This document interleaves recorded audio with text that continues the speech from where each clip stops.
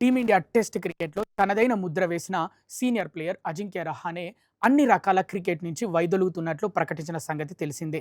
ఆ క్షణంలో తీవ్ర భావోద్వేగానికి గురైన రహానేను సచిన్ టెండూల్కర్, విరాట్ కోహ్లీ, రోహిత్ శర్మ సంప్రదించారంట. అభిమానుల గుండెల్లో చెరగని ముద్ర వేసిన ఈ కరీబియన్ టూర్ల హీరో తన నిర్ణయంతో సహచర ఆటగాళ్లను సైతం భావోద్వేగానికి గురి చేయడం గమనార్హం. భారత క్రికెట్ చరిత్రలో విదేశీ పిచ్లపై, ముఖ్యంగా పేస్కు సహకరించే మైదానాల్లో వికెట్ కాపాడుకుంటూ పరుగులు రాబట్టడంలో రహానేది ప్రత్యేక శైలి. టీమిండియా కష్టాల్లో ఉన్నప్పుడు తన క్లాసిక్ ఇన్నింగ్స్లతో జట్టును గట్టెక్కించిన ఈ స్టార్ బ్యాటర్ గుడ్ బై చెప్పగానే క్రికెట్ లోకం ఒక్కసారిగా దిగ్భ్రాంతికి గురైంది. రిటైర్మెంట్ వీడియో సోషల్ మీడియాలో పోస్ట్ చేసిన వెంటనే రహానేకు మొదటి ఫోన్ కాల్ దిగ్గజ ఆటగాడు సచిన్ టెండూల్కర్ నుంచే వచ్చిందంట. సచిన్ ఫోన్ చేసి, "నువ్వు భారత్ తరఫున మరికొన్నాళ్ళు ఆడాల్సి ఉంది, ఇంకా ముందే వైదొలుగుతున్నావు" అని తన అసంతృప్తిని వ్యక్తం చేసినట్లు రహానే తెలిపాడు. సచిన్ మాటలకు స్పందించిన రహానే, "నా మనసులో ఎలాంటి అసంతృప్తి లేదని, ఆట కోసం నా సర్వస్వాన్ని ధారపోశానని" ఎంతో ప్రశాంతంగా సమాధానమిచ్చారట.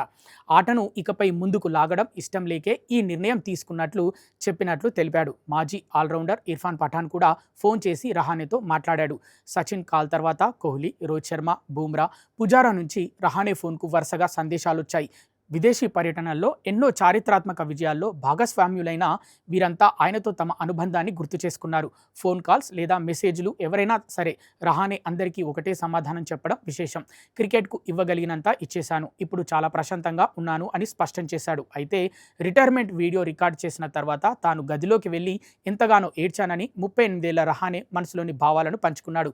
కుటుంబ సభ్యులతో రిటైర్మెంట్ గురించి చర్చించినప్పుడు భావోద్వేగానికి గురైనప్పటికీ కెమెరా ముందు వీడ్కోలు వార్త చెప్పేటప్పుడు ఎంతో కష్టమైందని, ఇన్ని సంవత్సరాలుగా ప్రేమించిన ఆటకు దూరం అవుతున్నాననే నిజం తీవ్రంగా కలిచివేసిందని చెప్పుకొచ్చాడు. పుజారా, కోహ్లీలతో గ్రౌండ్లో గడిపిన క్షణాలను రహానే ఎంతో మక్కువతో గుర్తు చేసుకున్నారు. దేశవాళీ క్రికెట్ నుంచి పుజారాతో సుదీర్ఘ ప్రయాణం సాగిస్తే టీమిండియా తరఫున కోహ్లీతో కలిసి ఎన్నో మరుపురాని ఇన్నింగ్స్లు ఆడానని తెలిపాడు. తమ మధ్య ఉన్న బంధం కేవలం మైదానానికే పరిమితం కాదని, భారత టెస్ట్ జట్టును అగ్రస్థానంలో నిలబెట్టడమే అందరి ఏకైక లక్ష్యంగా ఉండేదని వివరించాడు.